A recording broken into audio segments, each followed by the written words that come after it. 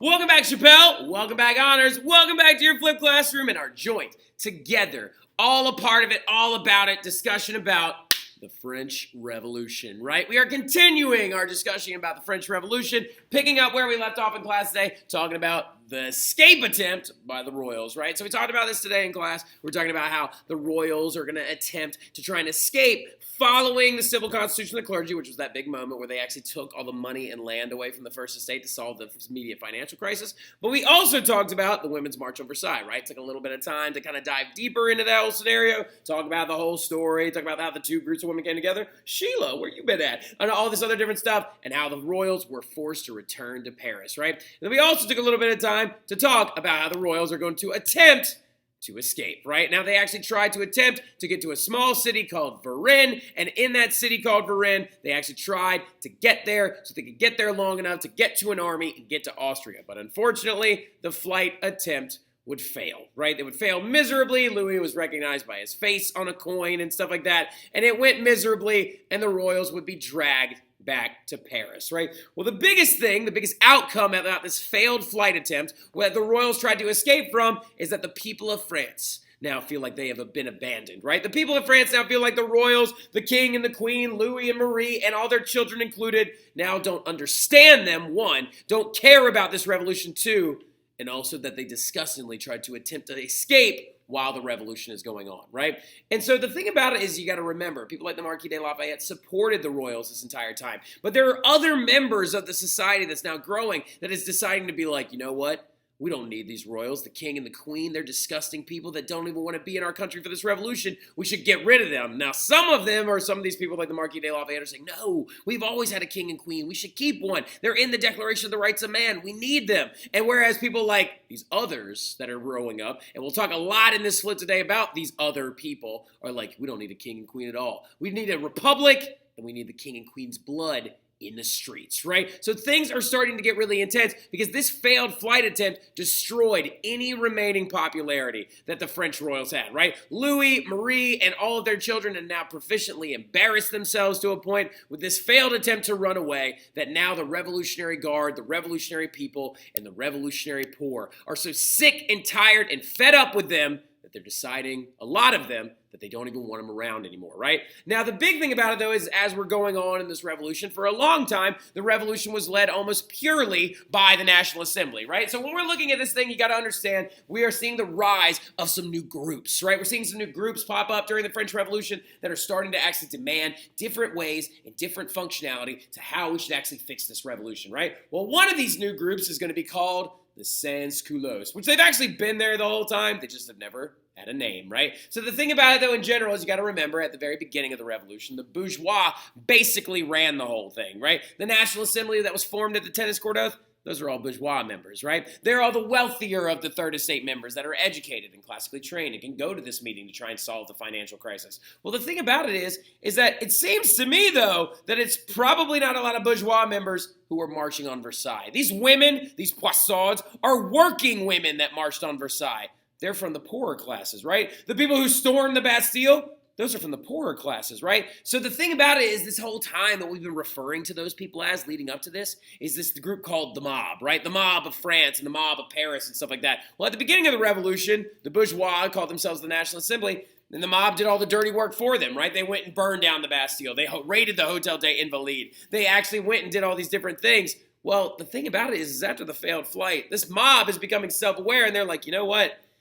There is not nearly enough violence or action in this revolution that I want, right? And the poorer people, the mob, is deciding that they want two things out of this revolution now. They are looking for more blood and they want more bread, right? They want to see people die and be executed for their crimes against the French people, and they want to be fed, right? Because they want simple, easy solutions. Well, the mob, as they begin to grow and actually begin to function, poorer members of the revolution who are actually pro-violence and pro-intense and pro-radical are calling themselves now the Sans Culottes, which is actually a hilarious name. It makes me really, really happy. So these right here are members of the Sans Culottes, right? You can see them right here wearing their red caps of liberty, wearing their tricolor cockades and stuff like that. But as you can see as well, their fashion and style and design is a little bit from the poorer echelons of society, right? These pants that they're wearing are very loose fitting. Well, the thing about this funny little name is that this name, Sans Culottes, literally means without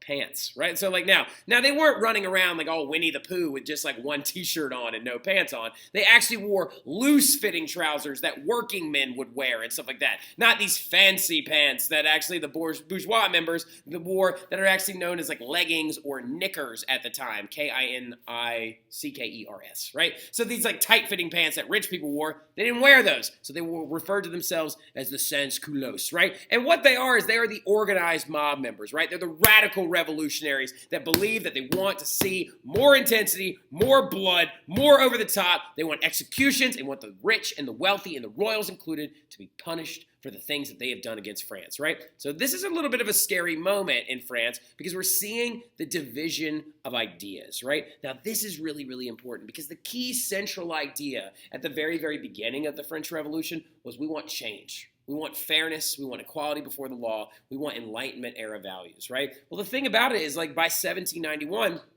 for those of you who have been paying attention, the revolution's been going on for 2 years now, right? So people are starting to disagree on where we go from here, right? And so the big thing that's also beginning to happen is that not only are the poor people like organizing themselves into these Sans Culottes members that are very violent and very aggressive, but even the National Assembly, even the group that is pro-revolution is beginning to divide itself on how they believe things should be handled, right? What's getting up going down right now is you're seeing the rise of the clubs, right? Like so, and not clubs like these, right? Not clubs where everybody's around a disco ball and it's just like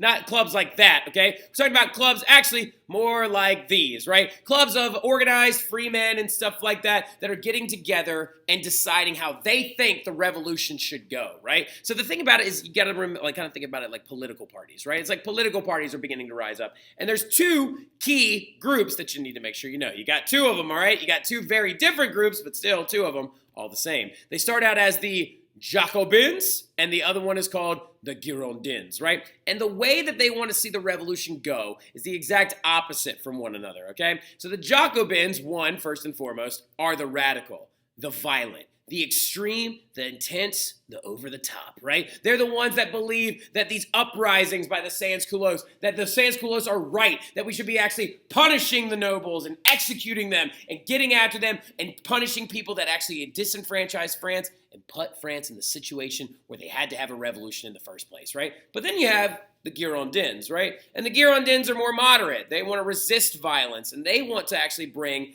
the revolution to end using politics and view it politically, and they want to bring it to a soft, easier ending, right? They want everyone to just be happy and like copacetic with the fact that new governments have been elected, a legislative body, that we have a constitutional monarch now who's currently under house arrest and tried to run away, but like they actually have these different things. So you could say, for example, the Marquis de Lafayette is a Girondin, right? Because he wants better things. He wants to control the revolution. He wants to go into a certain direction, and he wants to bring about change, right? But the thing about it is we haven't met any of the Jacobins yet till now, right? So the Jacobins have three big key members that you need to make sure you know who they are, okay? So the very first one that you need to know, and write down like some little descriptions about each of them and stuff like that, and it will actually kind of help us out a little bit. But the first one that kind of exists by himself, he's a newspaper writer, right? He's a journalist. He goes by the name Jean-Paul Marat, and he is right here in the middle, right? So Jean-Paul Marat, who kind of looks like a rat and stuff like that, who actually is a very, very important little descriptor of him and stuff like that, Marat, M-A-R-A-T, J-E-A-N space, P-A-U-L space, M-A-R-A-T. Jean-Paul Marat is a very, very famous newspaper writer from the French Revolution. He actually was very famous for having one particular newspaper that was called La Ému des Poupées, and it actually looked like this. As you can see, it's actually called La Ému des Poupées. It literally means friend of the people, right? And he would write these different newspaper articles all the time, but he's a Jacobin newspaper writer. So all of these articles would be filled with these really extreme things, talking about Louis and how he was eating well, and talking about the nobles and how they destroyed France and how they put everyone in the position that they were in, right? And actually, at one point before the revolution ever even started, way before the revolution ever even started, like actually like back in the day, before like the National Assembly or the Estates General ever even like came to be, Marat actually had to live in the sewers of Paris to escape being arrested by the royals due to the fact that the royals wanted him arrested because he was writing slander about them, right? He was talking about, oh, Marie Antoinette cares more about Austria than she does about France and stuff like that. And he had to hide down in the sewers to keep from being arrested. And actually, I feel like that's the best way to remember him is because he's the rat, Marat, M-A-R-A-T, right? And so the thing about it as well is while he was living down in the sewers, he actually also got a skin disease. And he had to like sit in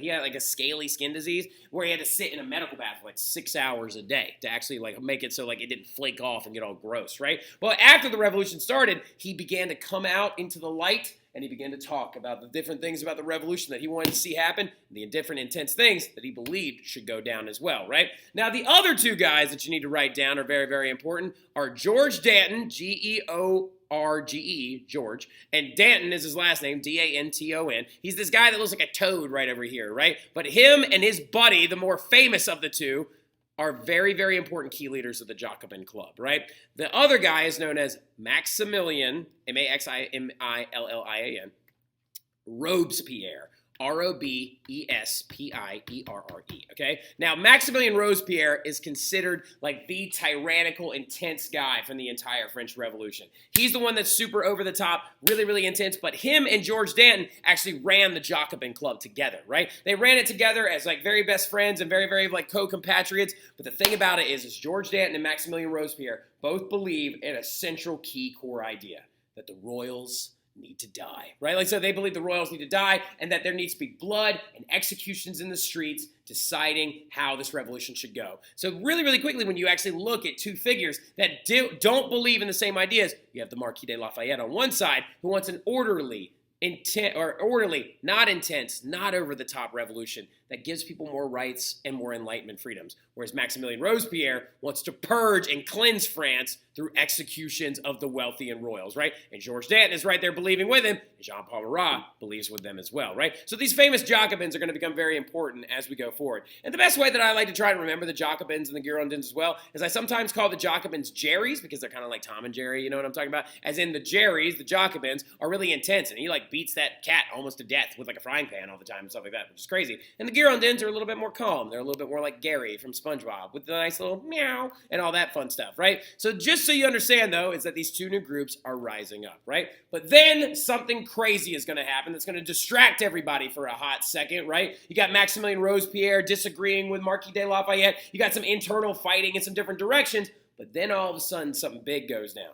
And revolutionary France is going to go to war, right? So the thing about it is, why, France, you're in the middle of a revolution? Why would you go to war at this point? Well, a lot of it has to do with the fact that you got to remember something very key here, okay? Remember, everybody else in Europe, they're an absolutist state, right? They're an absolutist state. Austria is ran by an absolutist. Prussia is ran by an absolutist. Russia is ran by an absolutist. All these other different countries and stuff like that, these empires throughout the rest of Europe are ran by these absolutist figures, right? And the thing about it is these absolutist figures are beginning to freak out and beginning to mobilize their militaries because they want to try and stop the French Revolution. Why do they want to stop the French Revolution? Because as Peyton Marlborough said in class the other day, and it was so poignant and so important and so smart of her to say this, but she says that these other kings and queens of Europe are probably afraid that the French Revolution, the idea of it, of people demanding more rights and demanding more freedoms and purging people, rich people out of their country, might spread to other countries in Europe, right? So we've got places like Austria who are freaking out, and also who are observing the princess, right, or excuse me, the queen of like France, who is the sister to Leopold, the king of Austria,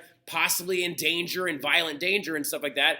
And so the new French government, hearing about this, hearing about how they're making all these demands, because this right here is actually a meeting at this place called the Declaration of Pillnitz, where the royals, the Austrians got together and they were like, if you hurt Marie or Louis, we will destroy your country and this whole thing you are trying to do, right? And France did not take very nicely to that. You got people like Maximilian Robespierre, Jean-Paul Marat, Danton, and the Marquis de Lafayette at least agreeing on one thing, and they're like, don't you threaten me.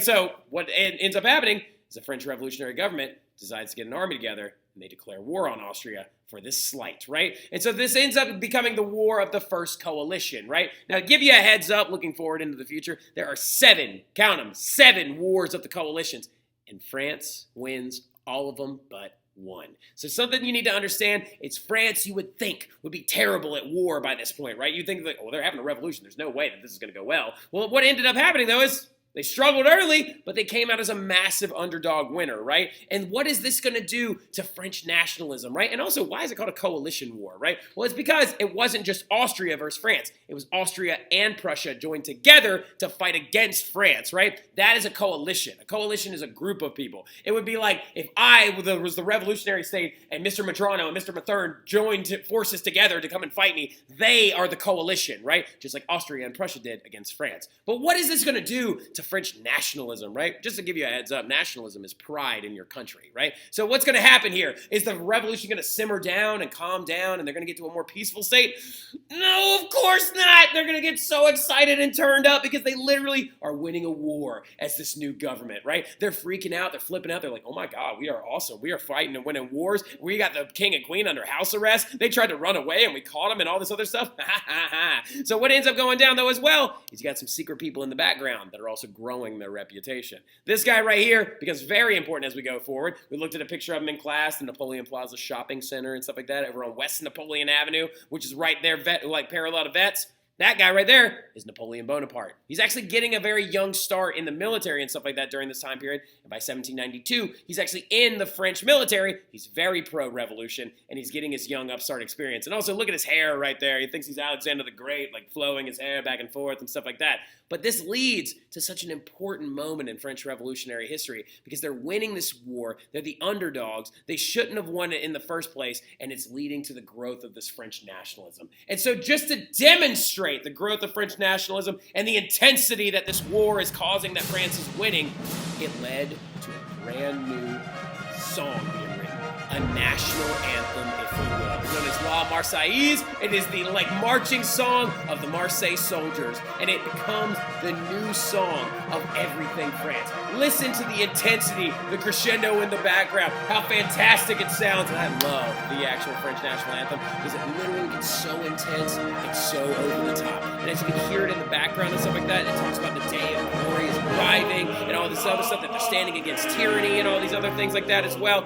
And my favorite line in it as well keeps going on, and it talks about how literally in the song they want to water the fields of their, they want to water their fields with the blood of their enemies. Who has songs like that, right? Talks about how they want to show up and slit the throats of your sons and stuff like that. And literally right here, we should water the furrows of our fields with the blood of our enemies, right? That is absolutely wild, right? That is so intense and so over the top. I love the French national anthem. It's so cool. You should definitely give it a listen if you ever get a chance, right? But what's going on back at home during all this crazy stuff while France is in the middle of a war and while they're in the middle of all this fighting? Well, what's going down is actually a lot of crazy violent stuff, right? What's going down is literally, well, first and foremost, the Tuileries, where the royals are underneath house arrest, is going to be attacked in August, right? During this entire thing, everybody back in France is finding out that literally the war is going down because they're trying to help Louis, because the Austrians and the Prussians want to get to him and help him and reinstall him as king. So the Sans-Culottes and the Jacobins are like, we ain't playing this garbage no more. And they attack the palace on August 10th, 1792. They go all the way in there. They kill a crap load of Swiss mercenaries, and a group of Sans-Culottes members, encouraged by the Jacobins or the Jerrys, stormed the palace where Louis was, and they captured him, and they took him prisoner, right? And they actually forced him to wear a red cap of the revolution to be like, look at that, you little nerd. You're actually one of us now, right? Ha, ha, ha. We're going to take your power away from you. So that means the King of France is now in the custody of the Jacobins and the Sans-Culottes members themselves. This man's power is gone. And it is a matter of days until his power is so completely shot that it's destroyed. And the only men they could find to actually defend him were actually Swiss mercenaries. And to give you a heads up what a mercenary is a soldier for hire. And this monument is actually over in Switzerland. I think it's outside of It's outside of Lucerne, Switzerland, and it's a dying lion to represent the men, the Swiss people that died on the day trying to defend Louis from those Sans-Culottes members, right? But what's going down, though, is the Sans-Culottes members are freaking out. They're absolutely freaking out. And then a couple of days later, like a couple of weeks later, the September Massacres happen, where roaming groups of poor people are roaming around, ripping prisoners out of prisons who are mostly priests at this time, who refuse to take that civil constitution of the clergy oath. They're ripping them into the streets, and the Jacobins are telling him to do it. Maximilien Robespierre, Jean-Paul Marat, Georges Danton are like, yeah, do it. Pull everybody into the streets and kill them, right?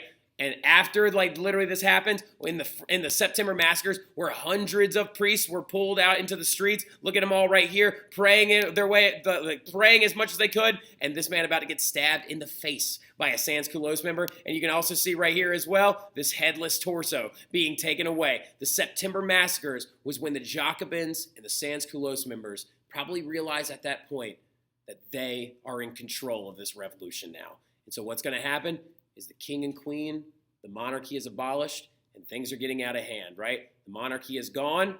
This is the dawn of the very first French Republic, because just like in Rome, republics don't have kings, right? And at this moment, they decide on January 1793 that they would execute King Louis XVI. And right after the September Massacres, they got together and they had their king executed in front of everybody, right? And so this all went down due to the fact that the National Convention put Louis on trial for his crimes. And they decided that you did not do anything to help us. Now, a lot of y'all are probably thinking to yourself, well, wait a minute, why aren't the Girondins stopping this? Why isn't Marquis de Lafayette stopping this? The Marquis de Lafayette, y'all, you got to remember, he's an officer in the military. So he's at war right now, right? He's not there. He's fighting against the Austrians. And the Jacobins, Maximilien Robespierre, Georges Danton, Jean-Paul Marat, have recruited so many people to their side that they can't be stopped, right? And at the meeting of the new National Assembly, now called the National Convention, they voted on it, and by one vote, they decided to execute the former king of France,